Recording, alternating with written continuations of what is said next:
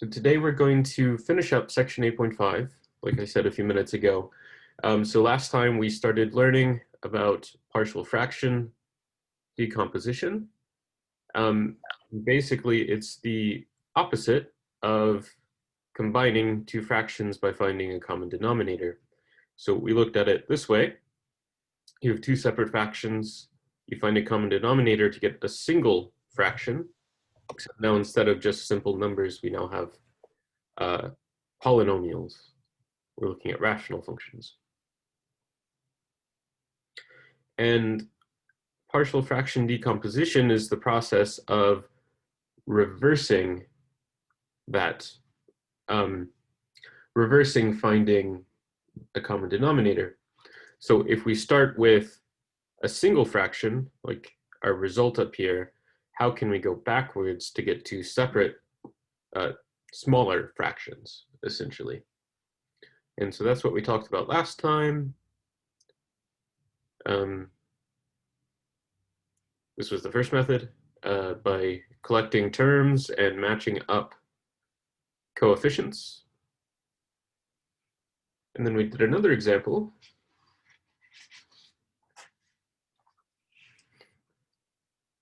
This time we were actually trying to compute an integral, this one, which we don't have a simple rule for. So instead we set up a partial fraction problem. This is the integrand, the inside of the integral, and we were trying to break it up into three proper fractions, since we started with a proper fraction. So we cleared the denominators and we were left with a big mess. And instead of trying to multiply out everything over here and collect terms, what we used was this other method where we picked values of x to plug in to make solving much simpler. So the trick is to pick a value of x that makes one of these go to 0. So like when x is equal to minus 2, x plus 2 is equal to 0. So both of these disappear, and then you only have a single term with a in it. That's much simpler to solve. And we did that for each of the three variables from the numerators of our fractions here. Okay, so that was the idea. We solved for those numerators. We plugged it back into the integral, and then we were able to finish it off, since these are all the antiderivatives here are just natural logarithms. So any questions over what we did last time before we do some more examples?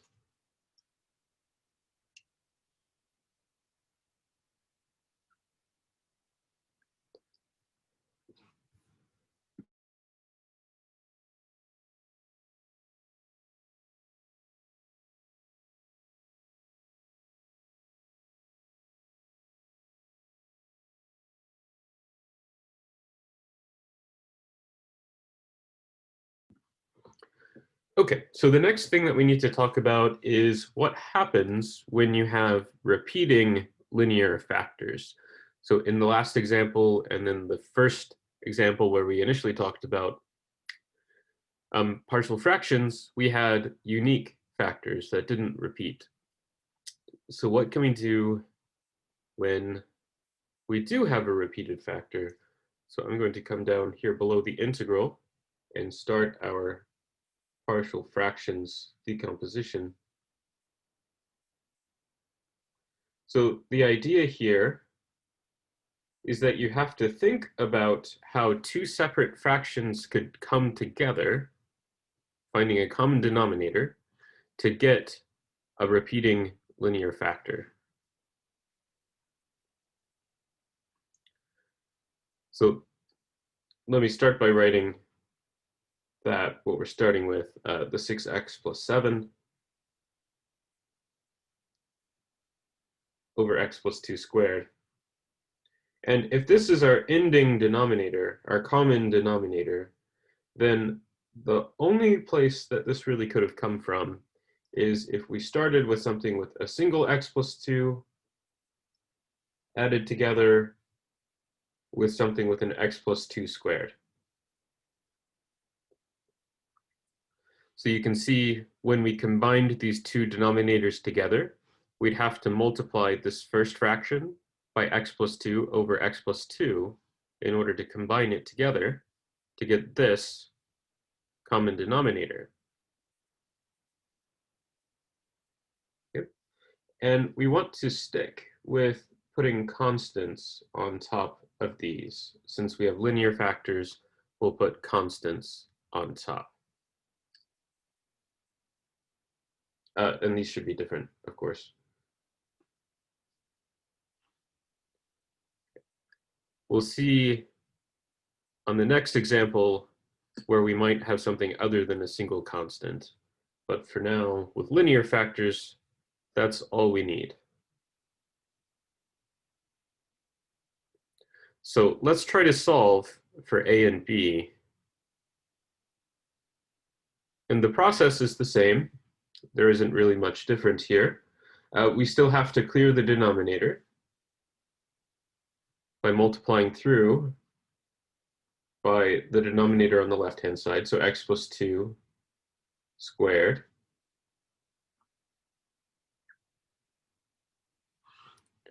Okay, so on the left side, these just cancel.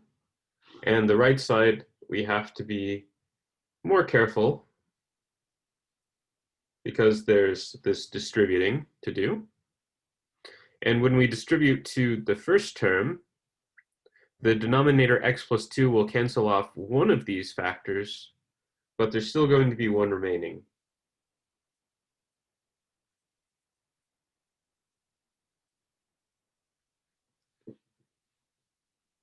And then we'll distribute through here to the second term, and that time both of the factors of x plus 2 will cancel.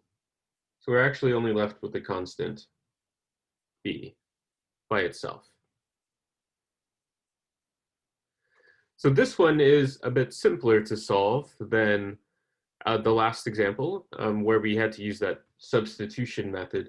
So maybe on this one, I will go ahead and just try matching coefficients. So go ahead and distribute and collect terms. You'll have an ax, that's the only x term, and then the b term, the constant term, you would have a b and a 2a.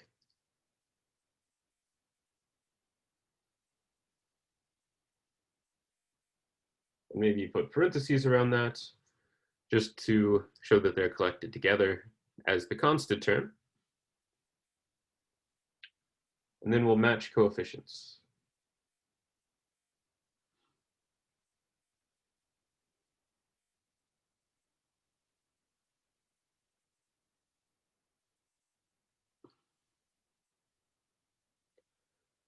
Okay, and this one is easy to solve for a because a only shows up on the x, or a is the only variable on the x term here. So we know that has to match up with the 6.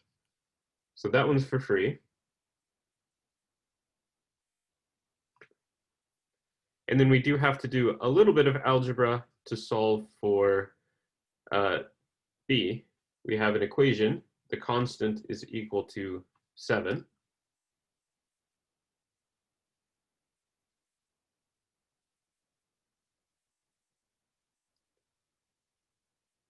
Okay, so all we need to do is substitute this in, a equals 6, and then solve for b. So we get a 2 times 6 plus b is equal to 7. And then 12 plus b is equal to 7. Just working through all the steps here. And that means b is equal to -5.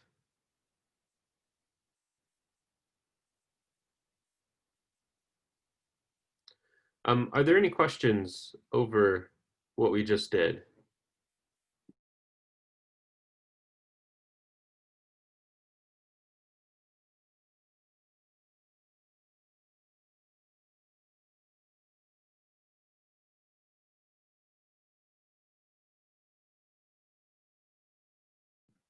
any questions over solving for a and b in our partial fractions?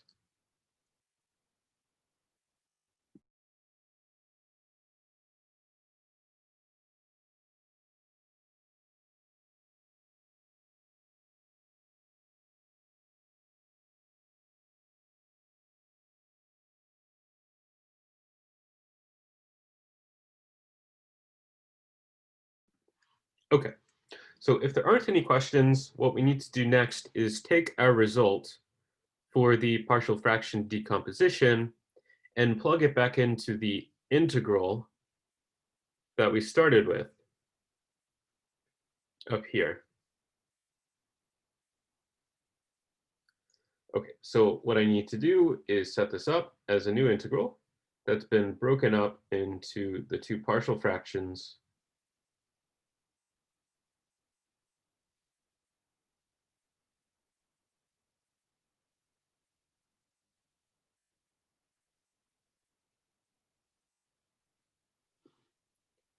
Okay, and then we know the denominators, excuse me, the numerators corresponding to the new denominators are 6 for A, and then -5 for B.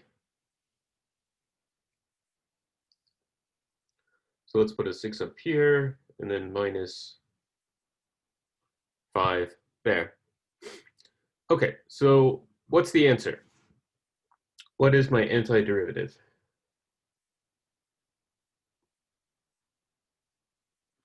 Maybe let's just go term by term. Let's find an antiderivative for 6 over x plus 2. What do you think?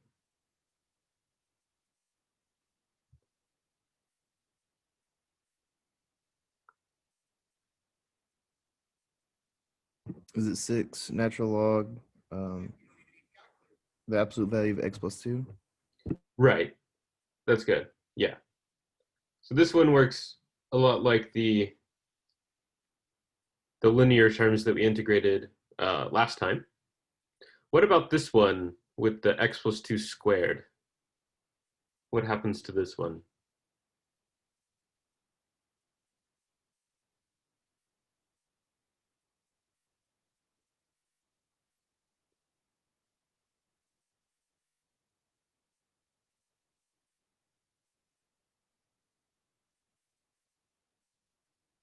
No volunteers? Okay. So what I might want to do with this one is think of it as a u substitution problem where my u would be the inside of the parentheses x plus 2, and du would just be dx, since the derivative of that guy is 1. And maybe I'll go ahead and write out the u substitution. So we have this minus, and then the constant 5. And then what's left over on the inside would be my dx, which is actually du, since I'm doing a u substitution. And on the bottom, we'll get a u squared.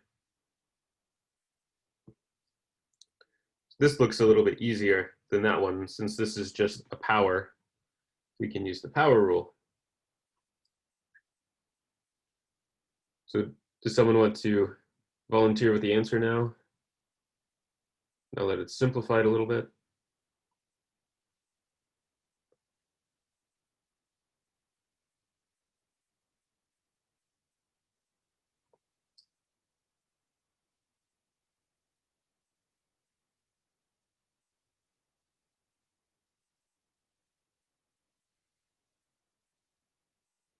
No one? Okay.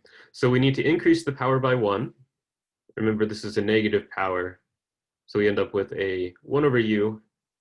And then we have to divide by the new exponent, -1. So we end up with a +5, 1 over u. Let's see, I guess I might as well just write it out. And then plus a constant. And then just cleaning things up, making sure everything is in terms of x. Remember, u is x plus 2. So this is really 5 over x plus 2.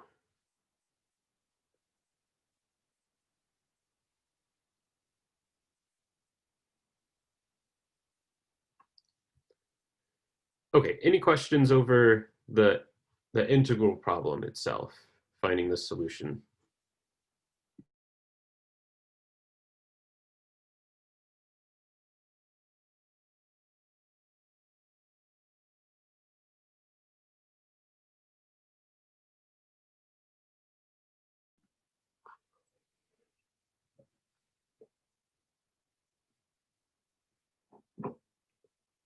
No questions?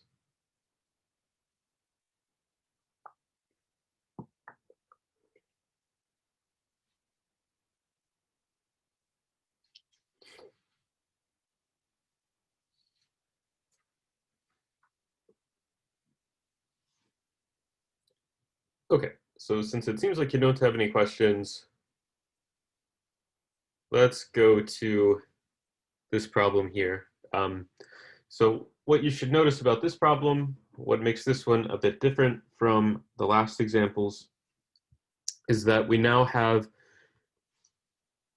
a quadratic expression as one of our factors. And you should also note that this is an irreducible quadratic, and that's important.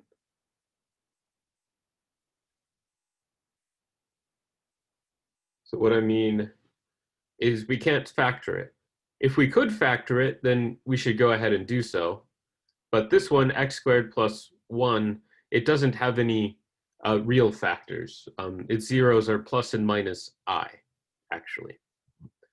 So this one is irreducible, where I is the imaginary number, the square root of minus 1, of course. So this one we can't factor. So when we go to do our partial fraction decomposition down here, we'll have to keep in mind that difference.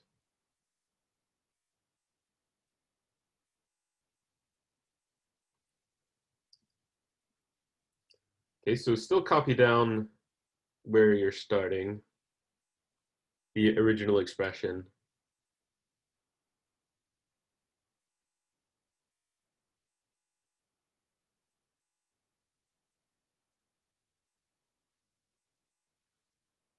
And then we're going to do something very similar. We're still going to try to break it into separate fractions. But now, since one of my factors is an irreducible quadratic, the x squared plus 1, that has to be one of my denominators in my partial fraction decomposition.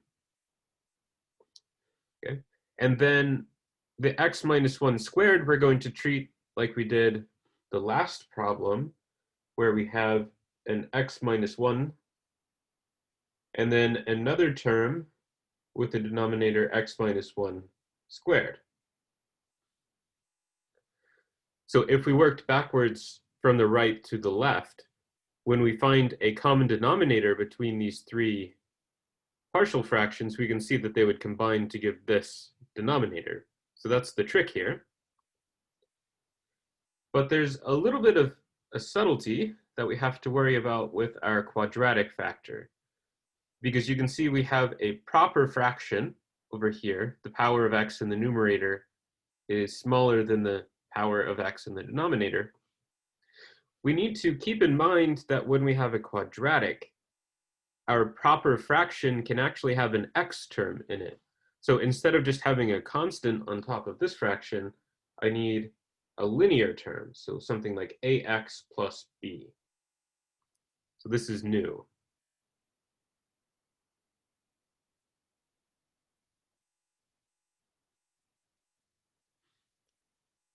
And then the rest of them, the other two, will fill in like we have been doing. So this one will just get a constant, just go to the next letter C, and then the last one will have D.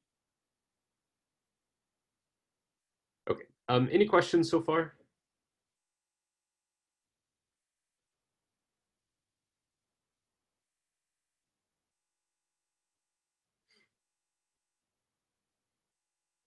No? Okay, so let's clear the denominator.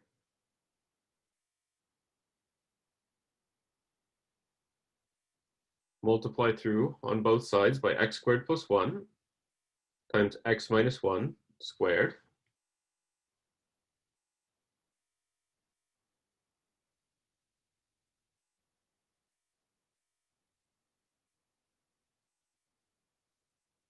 Okay, so on the left, this completely gets rid of the denominator. And on the right, we again have to worry about what happens when we distribute. Okay, so copy down the minus 2x plus 4 on the left. Then when we distribute to the first term, x squared plus 1 will cancel off. That means we'll be left with ax plus b times x minus 1 squared. Both of these survive.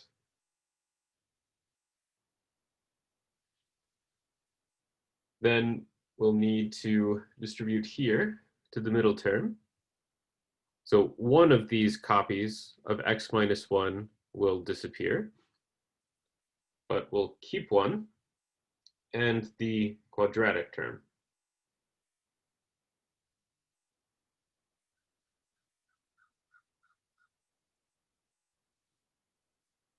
And then we have to distribute to the last term with d in it. In this one, both x minus 1 factors cancel, and we're left with just the quadratic. So d times x squared plus 1.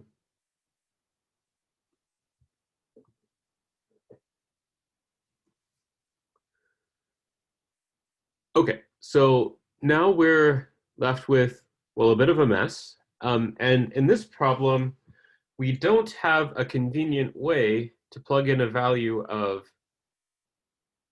x to get rid of this term, the x squared plus 1, because remember, it's not factorable. It doesn't have any real roots. So what we could do is take a sort of hybrid approach where we combine plugging in values of x and also solving by matching coefficients. The reason why we can do that is we can make this term 0, and we can also make this one 0, the x minus 1s, by plugging in x equals 1.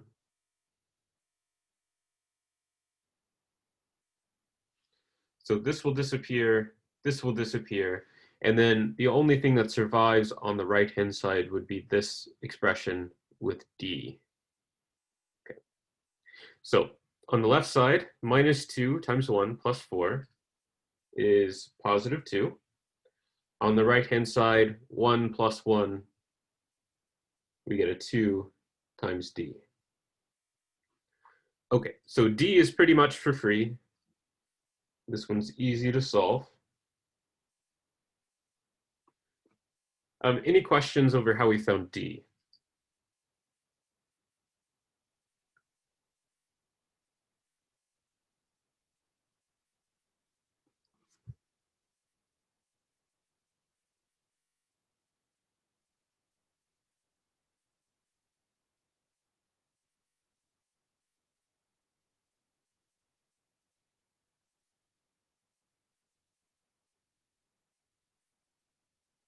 No questions? Okay.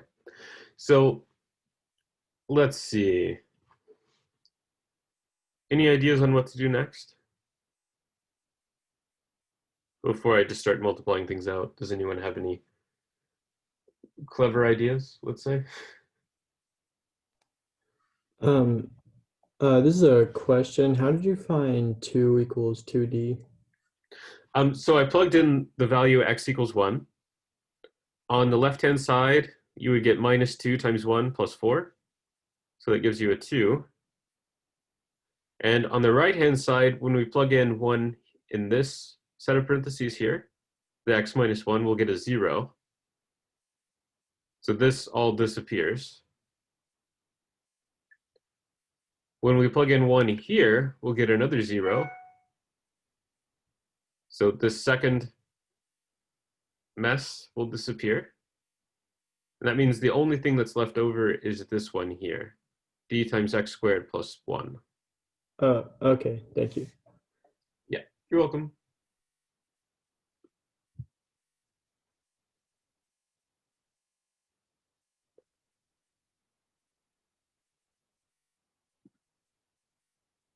So is it going to get messy and you just have to expand that out? Yes, I think for this one, yeah. There are some tricks that you could maybe do to not have to write out everything, but I think for us, we probably should just expand it out. Yeah, so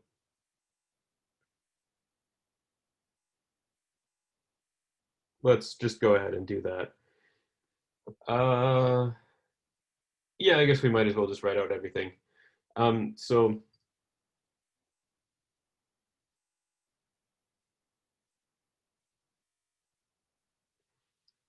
okay, so when we square out x minus 1 squared, we'll get x squared minus 2x plus 1.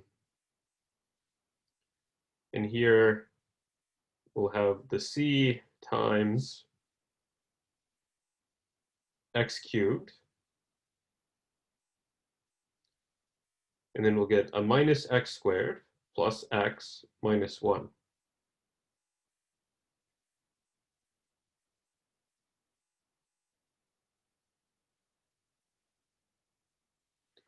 And then this last one we don't really need to multiply out. Next, we're just going to collect coefficients. So it's not actually totally horrible, this particular problem.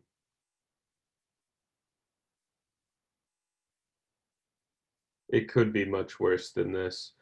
So let's collect first the x cubed coefficients. And we can see that the only way we'll get an x cubed is from this, the ax times x squared. That will give us just an ax cubed. Next, let's find the coefficient on x squared. When we multiply through ax times minus 2x, we'll get a minus 2a.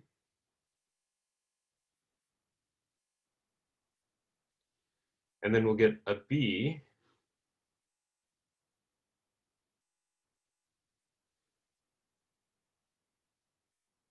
Oh, excuse me, I missed this, this c here, which means this is going to look messier than it should. We do have a cx cubed, so a plus c.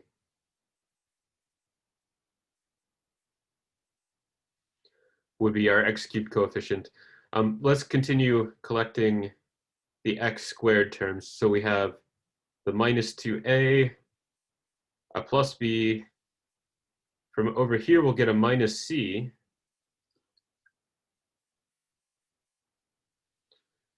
And then from this last term, we'll get a d.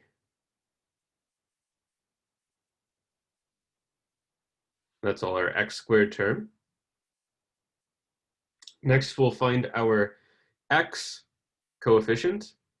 We can get one when we distribute through this ax to the 1. So we'll get an a, and then we'll get a minus 2b.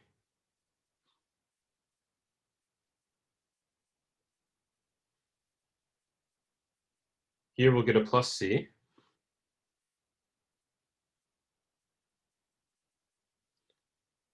And then we don't get any d's for our x term. And then finally, we need the constant coefficient. We can get this, a b here, this from here, the b times 1. There won't be any a's since there's always an x tagged on to a.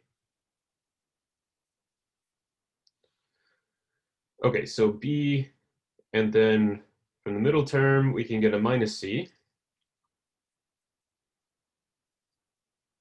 And then over here, we can get a plus d. So does everyone see what I did there? Collecting terms.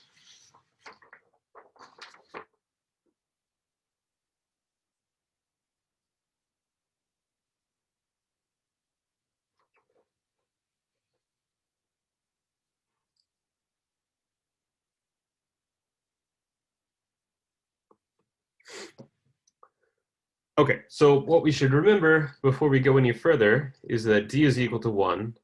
So instead of writing d's, we can just put 1's in. That simplifies things a little bit, which is nice. And now we're going to match coefficients.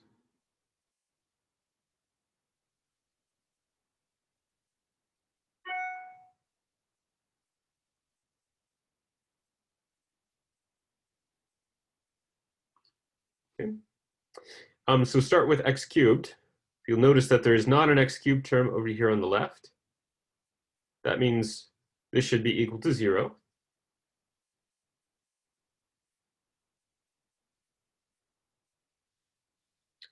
There's also not an x squared term, so this stuff should also be equal to 0. So that would be the minus 2a plus b minus c plus 1. We replaced d already with the 1. And then we do have an x term on the left, so the coefficient should match the minus 2. And we get a minus 2b plus c. Okay. And then finally, our constant, getting off center here, our constant should match on the left and the right. So we get another equation. 4 is equal to b minus c plus 1.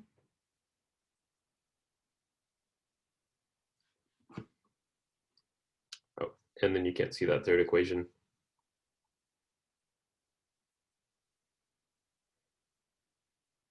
So this is the system of equations that we need to solve.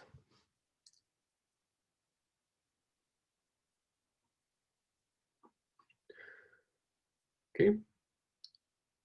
So let's just start at the top. If 0 is equal to a plus c, then that means a is equal to minus c, or vice versa. So we're going to use this to plug into one of our other equations. It doesn't really matter which one we pick. We just have to get started. Maybe we'll just go to the next one.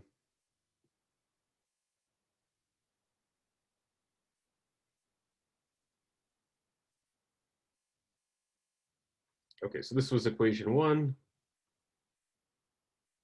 2, 3, and 4.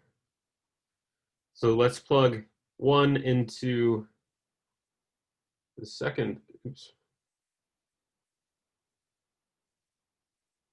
plug into the second equation, number 2. So everywhere we see an a, we'll write a minus c instead. That gives us 0 is equal to minus 2 times minus c plus b minus c plus 1. Okay. And then just clean things up.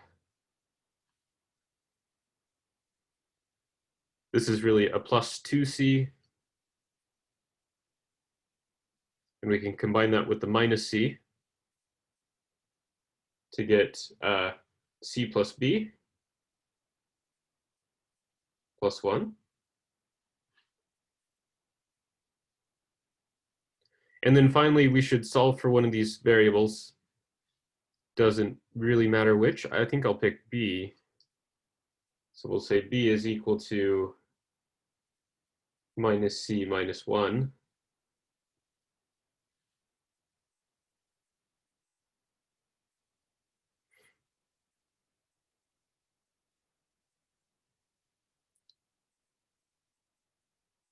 Okay. And then we'll take that result and plug it into the next equation.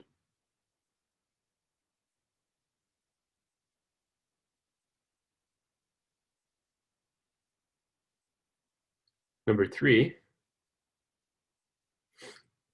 So remember, we have solutions for a and b at this point.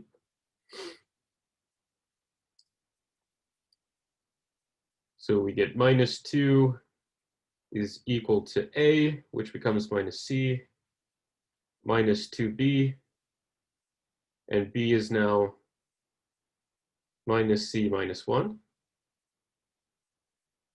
and then finally plus c. So now we just need to clean up this equation, and then we can actually solve for c at this point. Okay, so we have minus c plus 2c plus another c, so that's plus 4c.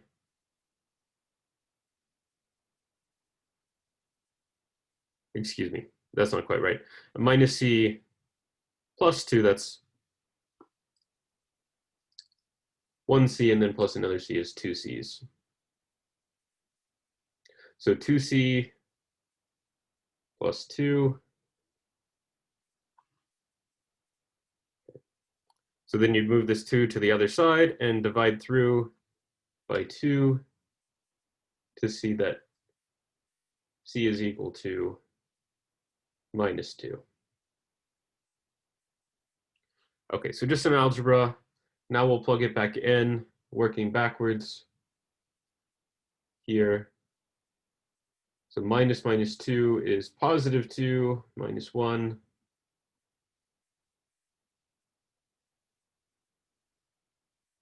And then working further backwards, a is equal to minus c, so that's positive 2. So now we have all three variables that we still needed to find. And maybe we should just check the fourth equation to make sure we didn't make any mistakes. We don't actually need it to solve, but let's check. Make sure it still works. So is 4 equal to 1 minus 2, excuse me, minus negative 2 plus 1? Yeah, that checks. That checks out. So any questions over this process?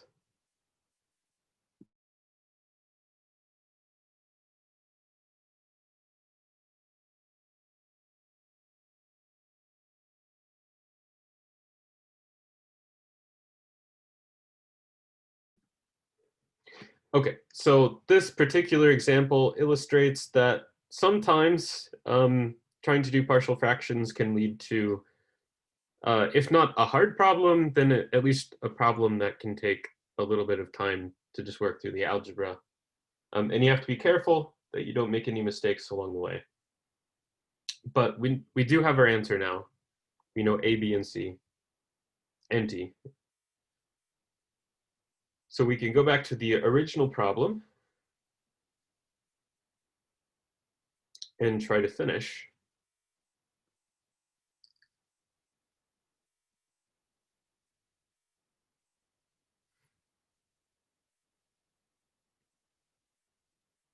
So remember, our goal was to break this down into pieces.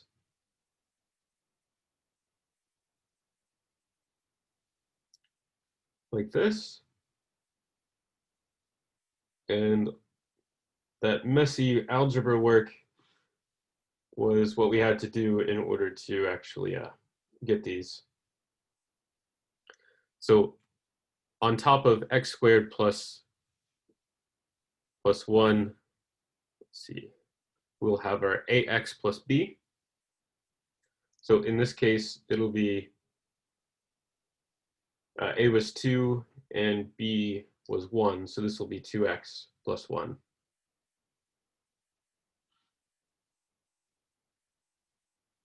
Okay, and then c was minus 2. And d was plus 1. Any questions before we finish the integral?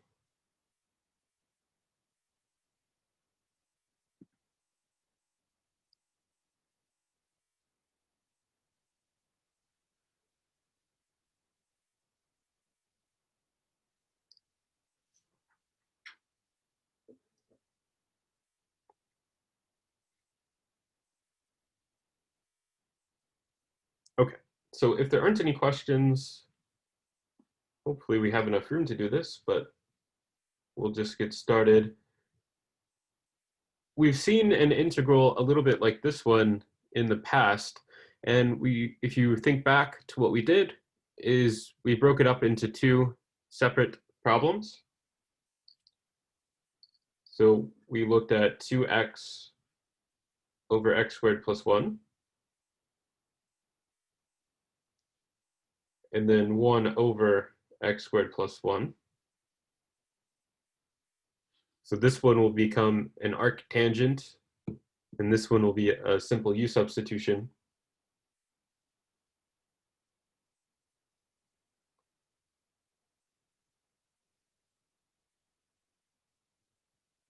And then maybe just copy down the rest.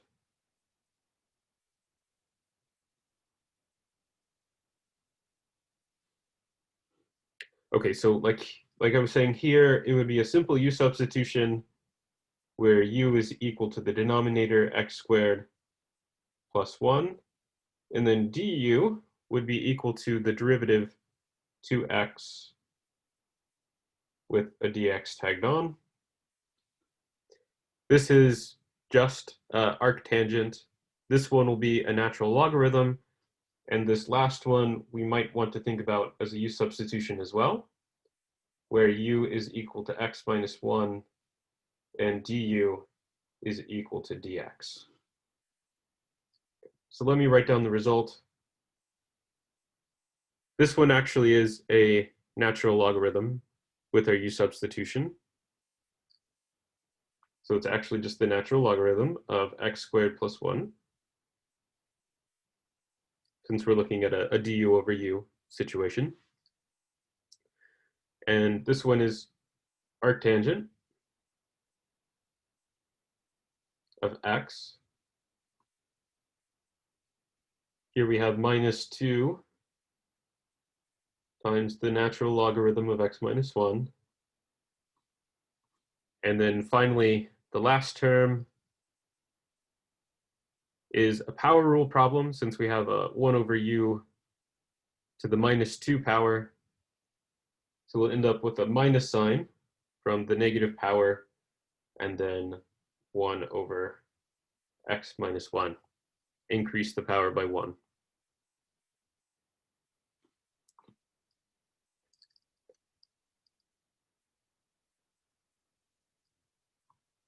So any questions over this problem?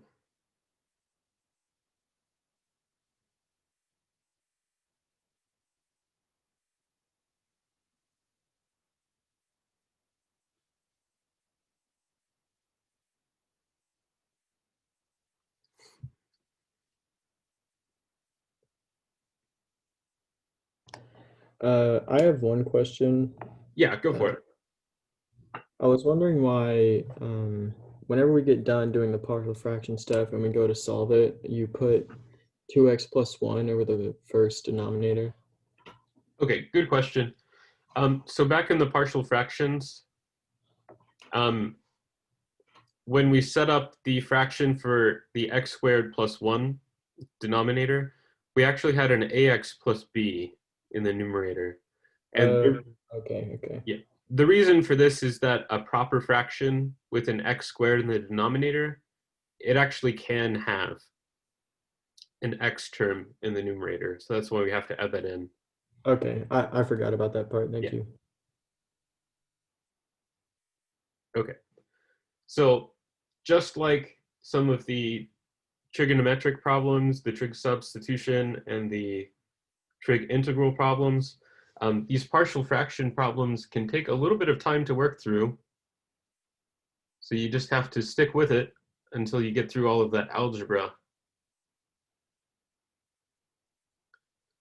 Okay, and if there aren't any other questions about that integral, I want to finish up class with a little bit of a summary about what we did and then how you should approach the problems on your homework. So what I want to do is think about what would happen if I had this fraction f of x over g of x, and this is a partial fraction decomposition for this guy. And maybe I should just say that this is a proper fraction. If it's not a proper fraction, then you'll have to do long division.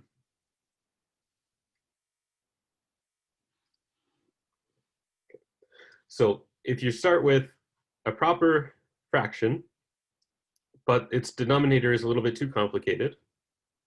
You want to break it into partial fractions. If you have a linear factor x minus r of the denominator, and the largest power of x minus r in the denominator, when you factor it out, is m, then in your partial fraction decomposition, you'll have to add terms for each of the possible powers. So you'll need something like an a over x minus r, and then a b over x minus r squared. And if there's a cube, you would need a c over x minus r cubed, and so on and so forth, all the way until you get to the largest power. Maybe I'll just use the letter z.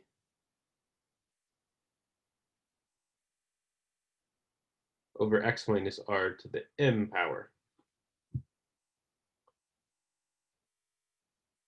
Okay, so in the examples, we saw one with linear factors, and then we saw repeated linear factors. And if you have more repetitions, if you have a cube, you'll just keep on adding more terms. And we also saw a quadratic, an irreducible quadratic factor that divides the denominator. And if you have multiple powers of that, you'll have to do the same kind of thing in your partial fraction decomposition. So you'll have to add multiple terms, possibly, and each of the numerators should have a linear expression. So you should have something like ax plus b over the quadratic. So x squared plus px plus q. And then if you have a squared term, you'll have to add an extra fraction for that one. X squared plus px plus q squared. And then a new denominator, excuse me, a new numerator to match this denominator. So cx plus d.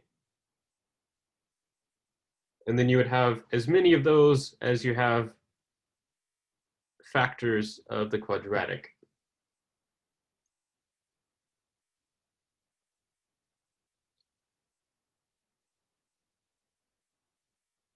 So luckily on your homework, you never have more than maybe 2 or 3 factors of anything. So this doesn't ever get too long. Okay, and that looks like it's our stopping point for today. Does anyone have any questions here at the end of class? Can you move the paper up a bit? This way? Yeah, thank you. Okay.